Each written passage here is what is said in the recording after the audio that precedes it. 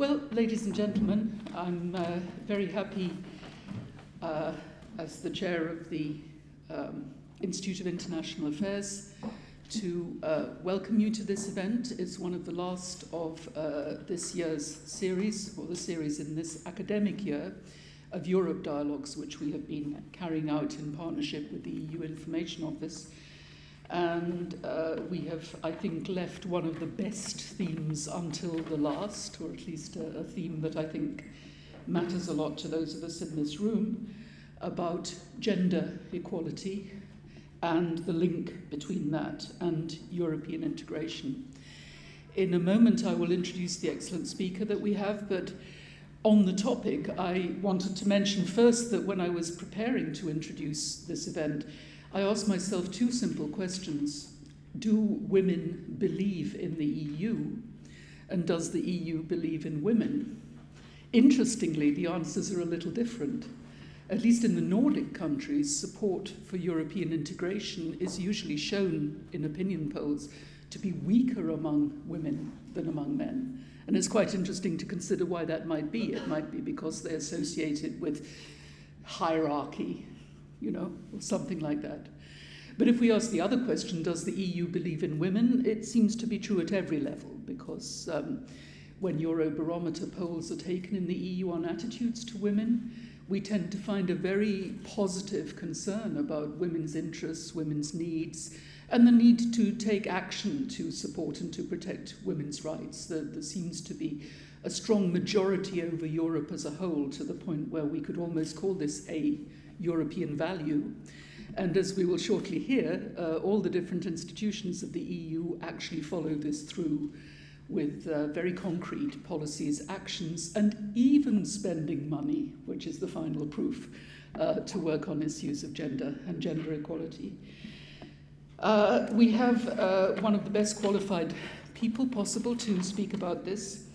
Agnès Hubert and I have known each other quite a long time, and I know that she has worked and campaigned in this field for a very long time and in different capacities, as a journalist, as a consultant to the European Parliament, and at the moment she is a policy advisor to the European Commission in the group BEPA, which, well, she can probably better explain than I can what it is, but it's something that I've always thought of as the kind of elite thinkers and forward-looking thinkers and policy drivers of the EU. So it's very important that somebody in that team is also focusing on gender equality.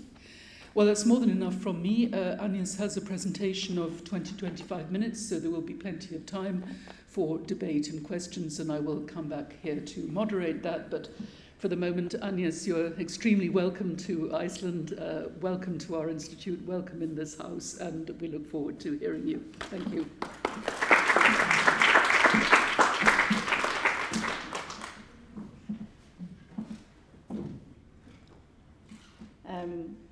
Good morning. Even before I sort of came to this room, and so you all, I had this idea for a long time that I should come to Iceland, because Iceland had been a model country, having the first woman president. I am very sort of emotional about sort of speaking in front of you, Mrs. President, because you've been a symbol for so many of us around the world, I think. It was so important to have somebody who was at the highest function, and you were the only one for so long. So I'm really sort of very sort of happy that and honored that I could sort of expose some of my ideas in front of you. When I say some of my ideas, I'm not, as Alison Bales very sort of rightly said, I work for the Bureau of European Policy Advisors, which is sort of a think tank of the Commission, and we are there to sort of try and explore new ways, new ideas, and what the future is going to sort of hold for us, what are the main challenges, and how we can make recommendations to our political masters.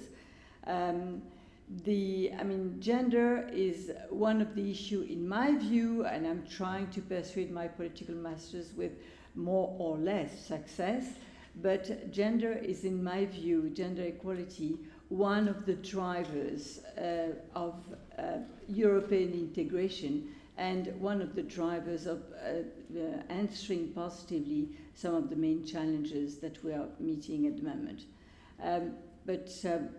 Before I sort of go into the future, I'd like to sort of,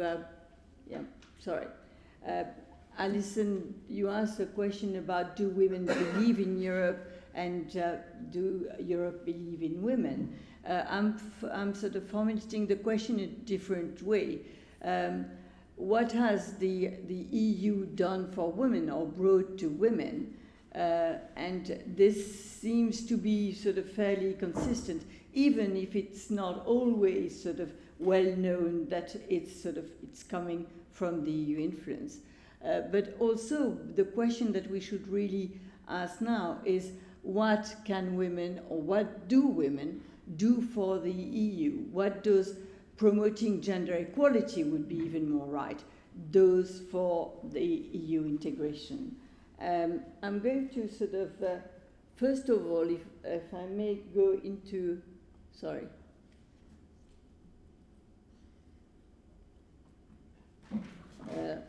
Yeah, I'm fine. So I just want to give you a little bit of history, just because it's, the EU and gender policy is something which is really thought of as having been the EU gender policy has been a tremendous leverage on member states to actually sort of promote gender equality, on sort of women's movements, on sort of stakeholders from bottom up to actually claim, well, okay, this is sort of agreed at the EU, or this is an EU legislation, and we've got to implement it at national level. So it's full of anecdotes, and I hope it's not a repetition for a lot of you. It's sort of fairly well-known fact. But I just wanted to put some landmark dates. How did sort of gender equality, or at the time, the fate of women and women workers sort of came to the EU? That was in 1957 when the Treaty of Rome was being negotiated. And the textile industry was still a very big European sort of business, and there were two. The French and the Dutch textile industries were sort of competing to sort of get the first place, and the French, after the in France after the new constitution.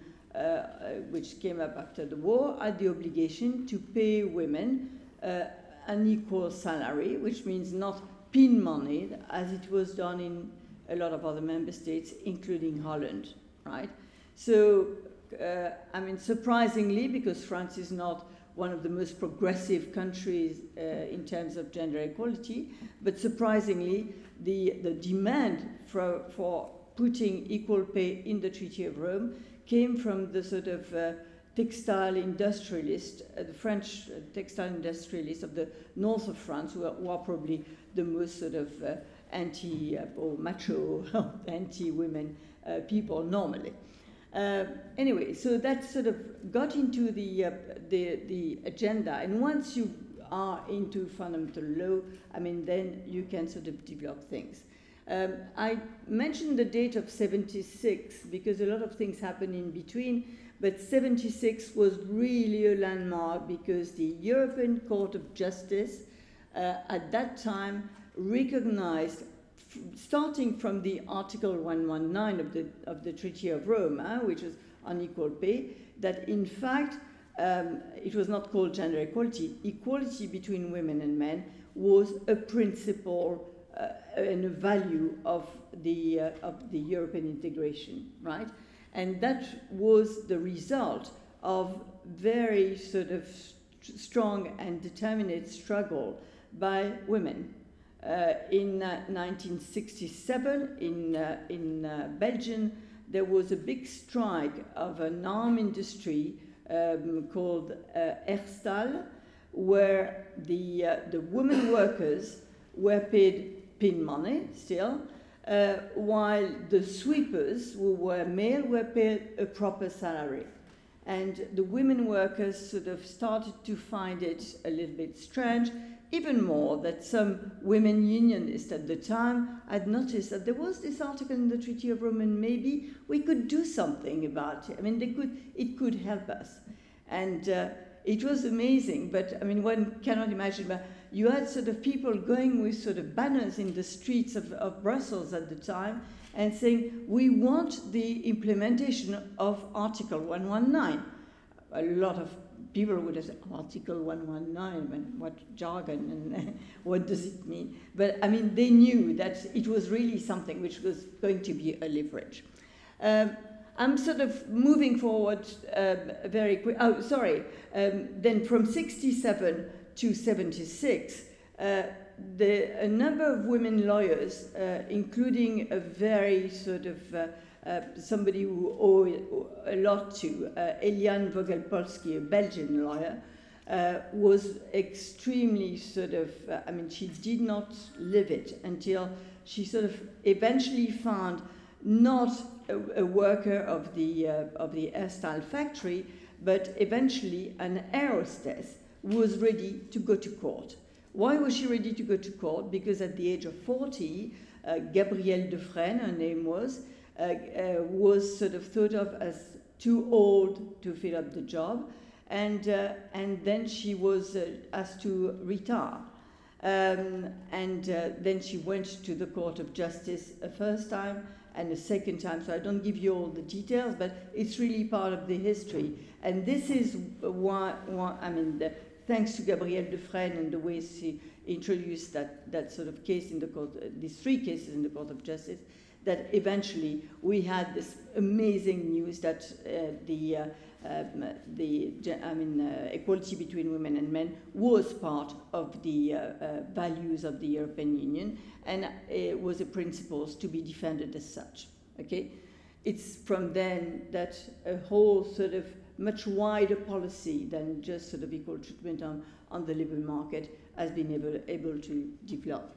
1983, I think the date is sort of important. It's the early 80s. I mean, suddenly you've got a number of texts. You had as well the Mexico conference, the first Mexico conference, UN conference on women. You had the feminist movement had been sort of gaining ground in a lot of countries. And then you've got from the early 80s a demand from the labour market for having more women because we had service industries, which was sort of much more, which was employing women, and which was really sort of calling women to sort of come to the labour market.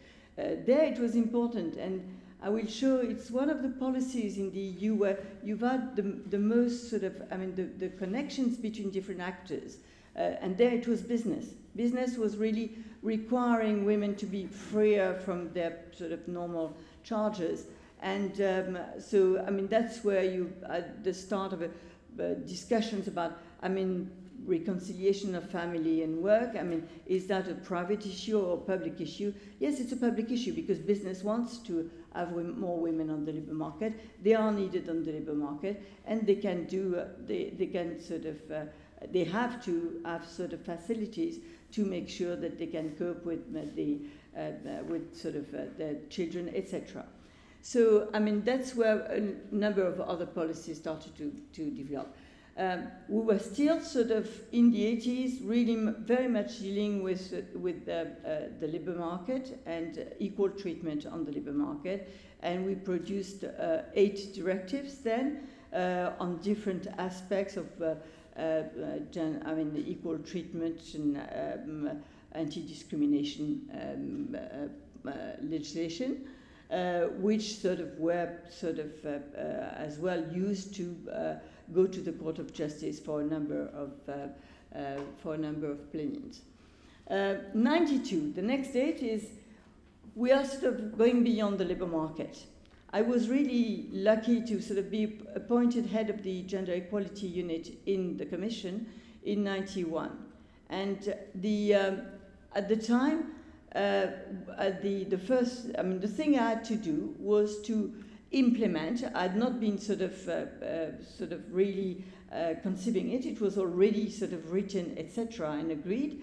A 5 years program, which was basically under the influence of the European Parliament mainly, but as well women's movement, saying, well, I mean, we cannot think of having equal pay on the labour market and having all the commitments that you've done, member states, on sort of having more equal treatment, if we don't look wider at the status of women in society, right? Amongst the issues that were in that third action program of 5 years, there was, to do more research on gender stereotypes, on making sure that we could sort of develop policies to slowly overcome it. And there was the issue of women in decision-making. At the time, Vaso Papandreou was the commissioner in charge of gender equality, of social affairs in general, including gender equality. And we made a big conference, which was the first sort of summit of women in power in Athens, where, I mean, women who had been ministers or sort of at functions in the member states, at sort of official functions at ministerial level. It was really difficult to find sort of women who were sort of effective, active ministers at the time for all member states. And so we had sort of former as well. We had Melina Mercouri, we had Simone Veil, we had sort of a number of people who had been in charge and who were not anymore. But they all sort of signed the charter saying that not only it was important for democracy and for sort of social justice to have more women at decision-making level, but it was important for the efficiency of our democracies, which had to represent a more diverse public. 97 is, I put 97, but again, a lot of things happened meanwhile, and including the 95 Beijing conference, which was an important moment as well for sort of pushing gender equality. I just want to remind you as well that in 95, we had the enlargement to the 2 Nordic countries and Austria, Sweden and Finland and Austria. And they were sort of sitting at the table of the Union in Beijing, and thanks to, I would say, thanks to the agreement that sort of happened, but really thanks to the insistence as well of Finland and Sweden. I mean, we had in every at the end of every paragraph chapter of the platform, we had an obligation to promote gender equality and eliminate discrimination in all the policies, right? And this is something that was sort of translated with a very sort of awful word of gender mainstreaming. Sorry.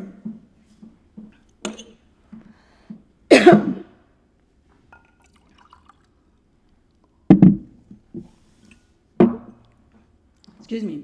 So, I mean, gender mainstreaming is something which is now a sort of barbaric word for a lot of people, a very useful word for a lot of the people who actually work on the ground, but which is in itself a principle that can be the worst and the best, and that can either sort of be used to dilute totally gender equality, or by saying, well, I mean, gender equality is everywhere, so sort of let's forget about having specific sort of actions, or which can really reinforce gender equality by showing, as I want to sort of really, I'm deeply convinced and will show you, that it's really a transformative power when you look at gender mainstreaming, when you look at policies to do gender mainstreaming. I mean, you really sort of look at how the policies is responding to the needs of people,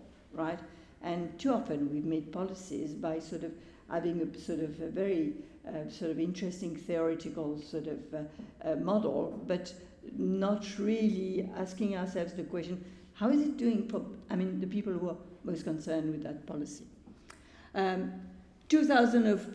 the Amsterdam Treaty was in 1997, the time when it was, this principle of gender mainstreaming was integrated into the treaty.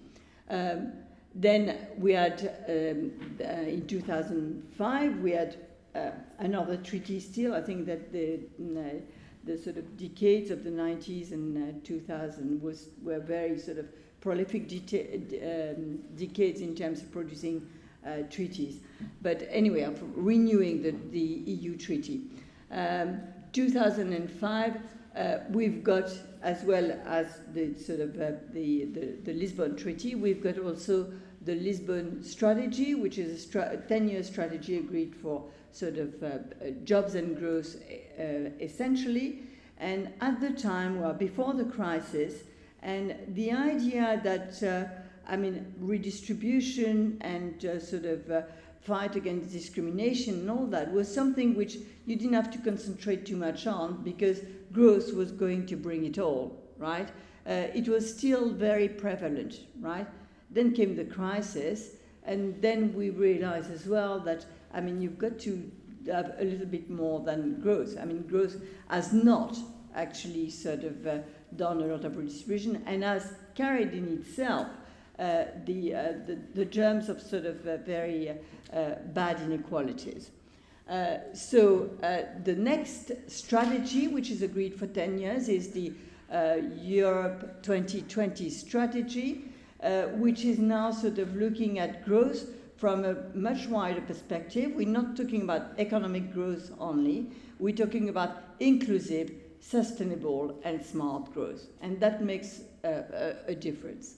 And at the same time, we get a new strategy for gender equality. You will remember I was talking about this 5 years program. We've really sort of advanced with 5 years program from 5 years to 5 years.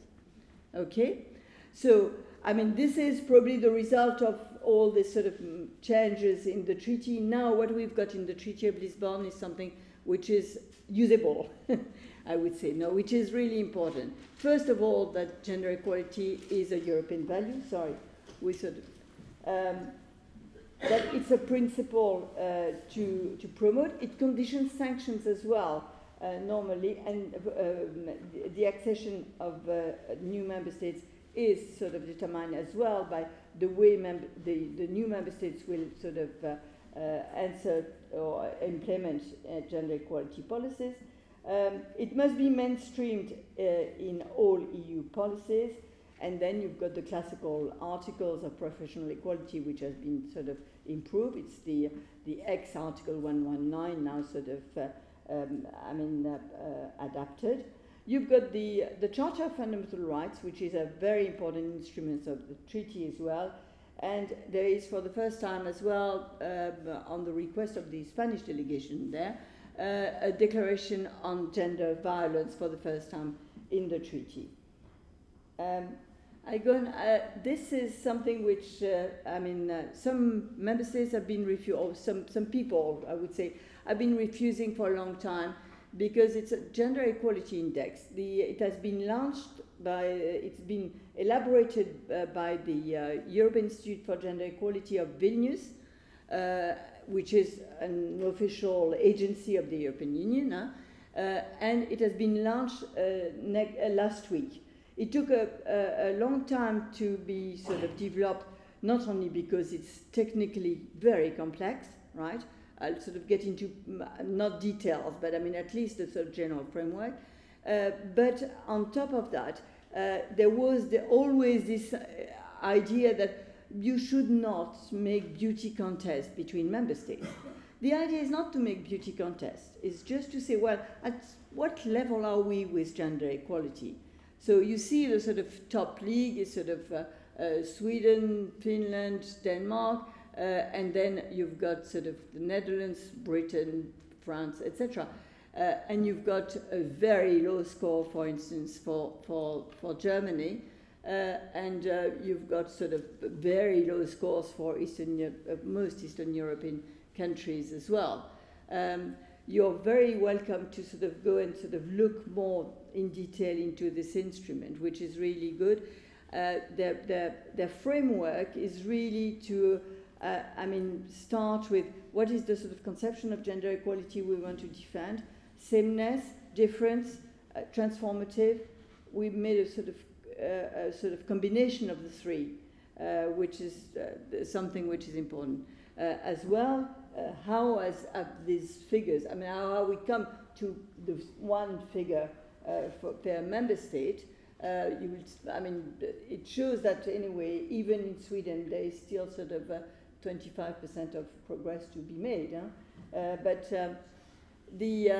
How we come to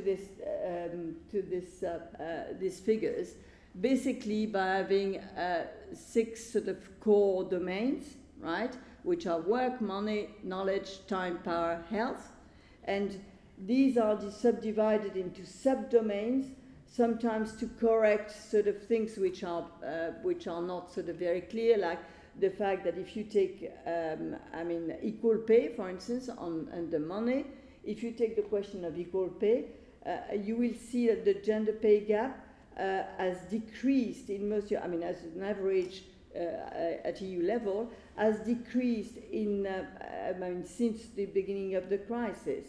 And you would wonder why. Is that sort of progress when the gender pay gap decreases? But not at all. It's not that the pay of women has increased, far from it. It's just because the pay of men has decreased, right? So, we've tried to correct for some of these sort of anomalies, right? The idea was to construct an ideal index, not only the index that was possible because we had the data for, right? And we've taken as well 2 important sort of, I would say, peripheral sort of issues or subsidiary issues, satellite issues, which are violence and intersecting inequalities. They don't have to be interpreted exactly in the same way.